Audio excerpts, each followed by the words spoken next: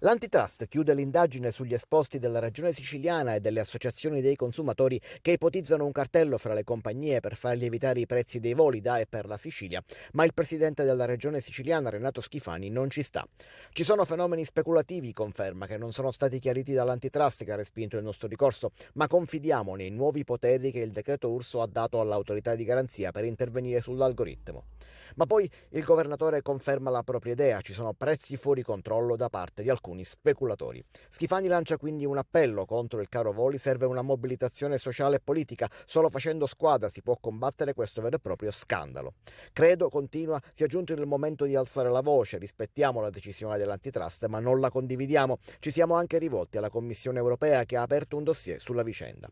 Polemiche invece alle opposizioni, soprattutto PD. Per il capogruppo Michele Catanzaro il presidente Schifani deve fare pace con se stesso ed accettare il fatto che fino ad ora le sue iniziative non solo non hanno ridotto i prezzi, ma anzi stanno avendo un effetto boomerang. Per affrontare con serietà ed efficacia questo tema, dice ancora Catanzaro, c'è bisogno di interventi strutturali di lunga durata. Silenzio al momento da parte dei consumatori che attendono l'esito della seconda indagine dell'Antitrust e si dicono però disponibili a collaborare con le istituzioni alla ricerca di altre soluzioni, giudicando insufficienti comunque gli sconti applicati alla regione.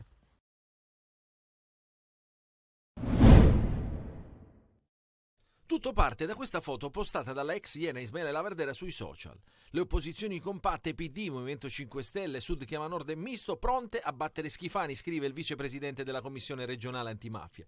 Tutti insieme pronti forse per brindare a un grande patto. Tra loro anche Gianfranco Miccichè, l'ex coordinatore di Forza Italia, defenestrato proprio da Schifani e transitato al gruppo misto.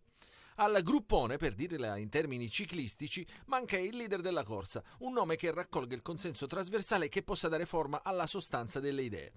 Ed ecco che poco dopo la pubblicazione della foto arrivano le parole di Cateno De Luca che da Roma prepara le europee, ma che guarda già alle regionali del 2027 in Sicilia come punto di arrivo. Si sta lavorando ad un'area alternativa a questo centrodestra, scrive Cateno, che vede la mia persona come punto di riferimento e porta anche alla costruzione di un movimento meridionalista all'interno del centrosinistra.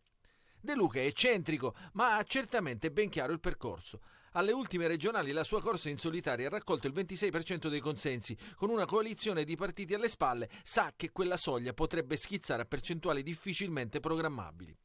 Dal canto loro, PD e Movimento 5 Stelle sono privi di candidati forti. I Dem in Sicilia fanno ancora riferimento solo al segretario regionale Anthony Barbagallo, oggi parlamentare alla Camera e main sponsor della segretaria Elly Schlein. I 5 Stelle invece faticano a riprendere quota. Il coordinatore Nuccio Di Paola e gli altri deputati regionali non sembrano avere nell'elettorato esterno al movimento lo stesso appeal e la stessa notorietà dei fuoriusciti Cancelleri e Giarrusso. Un collante come De Luca potrebbe ridare vitalità anche a loro. Ed ecco che in quest'ottica la partita delle europee diventa interessante per pesare l'umore dell'elettorato nei confronti della maggioranza. Da lì le opposizioni ripartiranno per costruire una proposta alternativa. Se con Cateno De Luca o meno si saprà solo il 9 giugno. Nel frattempo resta la foto segnante di una tavolata compatta nelle fasi calde della finanziaria regionale. È stato sospeso in via cautelativa il docente della scuola superiore IACI di Messina indagato per aver abusato di 2 studenti minorenni. La decisione è stata presa dall'ufficio scolastico provinciale dopo l'apertura di una doppia inchiesta da parte della procura e del Tribunale dei minorenni di Messina sulla vicenda che avrebbe coinvolto il professore. L'indagine è seguita direttamente dal procuratore facente funzioni Rosa Raff e dal procuratore per i minorenni Andrea Pagano ed è affidata ai carabinieri che hanno raccolto le denunce degli studenti e dei loro genitori ma mantengono il massimo riservo sulle indagini anche se avrebbero già ascoltato alcuni dei ragazzi come persone informate sui fatti con il supporto di assistenti sociali e psicologi. Il docente, 35enne, avrebbe pubblicato annunci espliciti su delle chat per avere dei contatti con i ragazzi. A quanto sembra, l'uomo avrebbe avuto anche incontri nella sua casa con alcuni degli alunni e che avrebbe anche pagato i ragazzi per le prestazioni sessuali. Gli investigatori stanno approfondendo tutti gli aspetti di questa storia, per esempio come il professore avrebbe adescato gli alunni e i ragazzi che poi avrebbero acconsentito ad avere rapporti sessuali con lui anche a casa sua e se ci sia stato una sorta di ricatto da parte del docente verso i minori per sottostare alle sue richieste.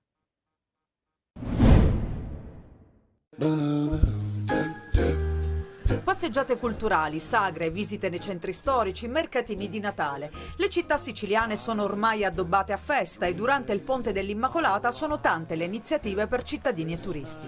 A Catania tutti in fila per visitare il Christmas Town, il villaggio natalizio inaugurato ieri alle Ciminiere che richiama visitatori da tutta l'isola. Venendo da Palermo per Catania, secondo me... Neanche il maltempo vi ha fermato. Perché, scusa, in Svezia non camminano con questo tempo? Hai portato i bambini? Sì. 1, 2, 3 e 4. Tutti tuoi? Sì. Veniamo da Cassibile, che è una frazione di Siracusa, abbiamo organizzato un pullman, 2 pullman, 110 persone. 110? Sì.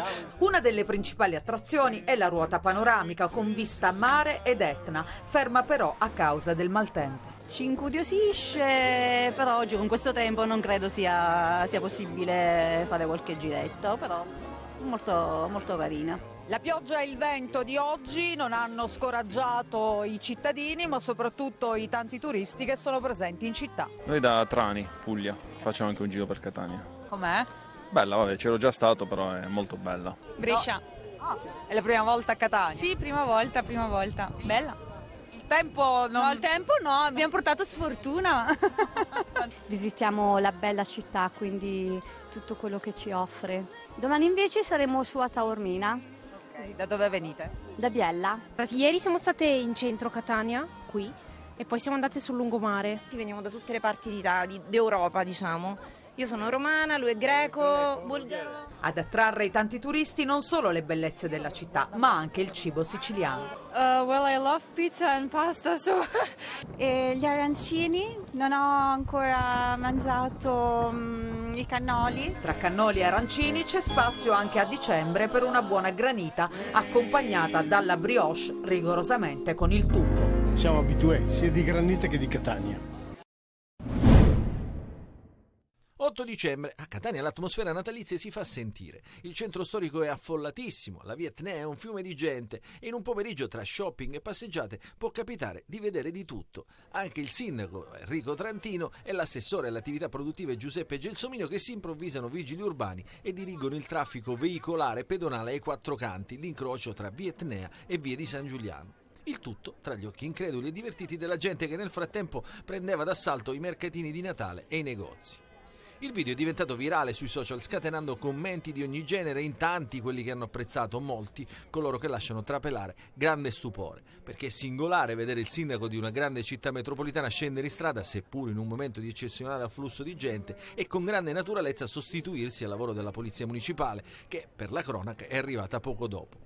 A meno che Trantino non pensi di mettersi in pianta stabile a dirigere auto e pedoni, potrebbe essere questa l'occasione per ripensare a un nuovo piano di viabilità della zona, soprattutto in periodi di grande afflusso come questo del Natale.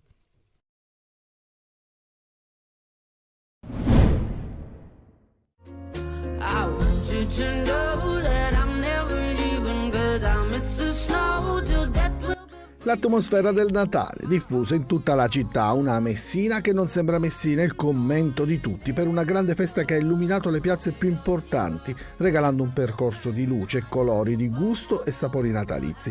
Messina si illumina dei suoi alberi di Natale, 6 accesi ieri sera dal sindaco e dalla sua giunta, con un percorso a piedi tra un brindisi ed un altro e con tante persone, famiglie, bambini ed un'atmosfera unica, quella del Natale. C'era tantissima gente e continua a esserci tantissima gente che sta prendendo in giro con noi e mi fa piacere perché vuol dire che c'è la voglia di riscoprire insieme. Abbiamo fatto il passaggio in via Cicerone con la scritta illuminata che è una novità, l'albero di Cesare Battisti con incrocio automatizzato di fronte all'Università del Tribunale che è un'altra novità. Da Piazza Municipio a Piazza Cairoli, luoghi simbolo dell'aggregazione in città, ma soprattutto la scommessa vinta di chi è riuscito a recuperare e far riscoprire a tanti messinesi e non luoghi quasi dimenticati, con un comune denominatore, il riappropriarsi di alcuni spazi. Via Laudamo, accanto al Teatro Vittorio Emanuele, col mercatino e il grande albero acceso, la piazza di fronte all'università, con l'albero per la prima volta acceso con luminarie pur essendo lì da 80 anni. Piazza Losardo, dove negli ultimi mesi è stata portata a termine un'importante azione di riqualificazione.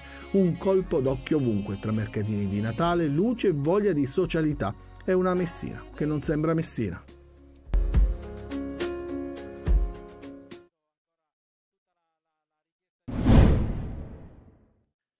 Uno sfregio, in piena regola, ad un'opera che raffigura il tricolore di un agente di polizia con accanto cittadini di varietà che intendeva veicolare il messaggio del dialogo tra gli uomini in divisa e le persone comuni. A Messina è stato imbrattato il murales fortemente voluto e realizzato in occasione della festa della polizia del 12 aprile del 2022, celebrata proprio a Giostra, quartiere di periferia dove la lotta alla criminalità avviene isolato per isolato. Quello doveva rappresentare un simbolo, un messaggio dipinto dagli studenti del liceo artistico Basile. Un gesto grave che va oltre l'atto vandalico, ha detto il sindaco Federico Basile, mentre il questore Gabriella Ioppolo ha ribadito che la gravità è per il significato del messaggio che quell'opera aveva. Linee nere dipinte a X sul totale dell'opera e sull'agente raffigurato, una linea a barrare la scritta Polizia di Stato e l'hashtag Esserci sempre.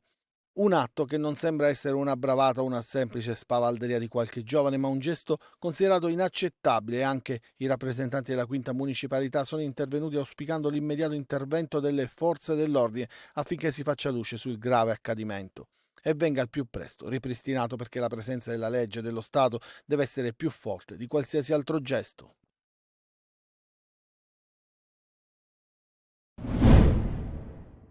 Una piattaforma robotica ad alta tecnologia per la chirurgia protesica da alcuni giorni è in dotazione all'unità di ortopedia e traumatologia dell'ospedale Ingrassia di Palermo. Il sistema Mako, in dotazione in Italia solo a 18 strutture, tutti al nord, è il primo in Sicilia ed è utilizzato per gli interventi di protesi totale di ginocchio, protesi monocompartimentale di ginocchio e protesi totale d'anca, e si compone di un braccio robotico, un modulo di visione e un modulo guida. Il braccio robotico praticamente permette di riprodurre sul paziente ciò che il chirurgo ha pianificato con estrema precisione sul software. Questa piattaforma robotica permette, interagendo con il chirurgo ortopedico, un'esecuzione dell'intervento di protesi di ginocchio totale e parziale, di anca e nel 2024 con l'arrivo del software anche della spalla, in una maniera e in una precisione che siamo al 99%, 0,1% di errore.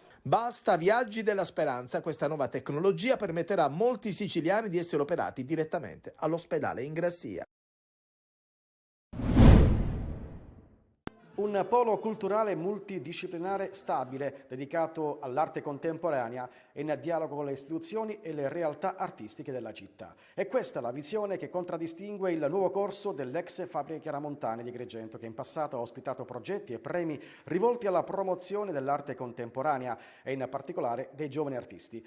Adesso il complesso architettonico ha riaperto al pubblico con il nome di Fabbriche e sarà gestito dalla Fondazione Orestia di Gibellina. Un'offerta culturale nel settore delle arti contemporanee nel centro della città di Agrigento, che oltre a poter fruire di questo straordinario, meraviglioso parco archeologico, avrà anche la possibilità di essere attratta qui i visitatori, oltre che i cittadini ovviamente, per vedere i segni della contemporaneità nel campo delle arti visive, della musica, del teatro, del cinema, della filosofia. Per l'occasione è stata inaugurata la mostra Trame Mediterranee, che racconta anche il fenomeno epocale delle migrazioni. In questo momento così critico, per le culture bagnate da questo mare, no? E in relazione a quello che sta accadendo, volevamo marcare un po' il nostro senso che ci ha accompagnato fin dall'apertura del museo. Un appuntamento importante, quello delle Fabbriche, che si annuncia uno dei centri nevralgici della programmazione di Agrigento, capitale italiana della cultura 2025. Non c'è tempo per gli esperimenti. Eugenio Corini ha recuperato diversi giocatori e contro il Parma, domani alle 16:15, potrà finalmente schierare la migliore formazione possibile. Il solo Ceccaroni non sarà disponibile per la trasferta del Tardini e al suo posto sarà confermato Marconi al fianco dell'inamovibile Lucioni. Al Palermo servono punti, la classifica inizia ad essere sbilenca rispetto alle ambizioni della vigilia del campionato, ma la sfida del Tardini è tutt'altro che agevole, il peggior cliente per un Palermo che ha perso identità gioco e vigore. C'è anche una sorta di Ramadan in avanti. Brunori ha dimenticato come si segna. Nelle ultime 5 partite il Palermo ha realizzato solo 3 gol, uno al Brescia, uno alla Ternana e uno al Catanzaro. Ecco perché Corini domani riproporrà il tridente offensivo con Brunori al centro e Insigne e Di Francesco esterni alti. A centrocampo la variazione rispetto alle ultime uscite sarà l'impiego di Stulaz in cabina di regia. In difesa spazio a Mattei e Lund sulle catene di destra e sinistra, mentre al centro, come abbiamo detto, giocheranno Lucioni e Marconi. I ducali sono reduci dalla sconfitta ai calci di rigore contro la Fiorentina in Coppa Italia. Una vera e propria beffa dopo una prestazione incredibile e che vedeva gli emiliani in vantaggio di 2 gol fino al minuto 83. Domani al Tardini, con fischio d'inizio alle 16:15, oltre 2000 tifosi rosanero sugli spalti.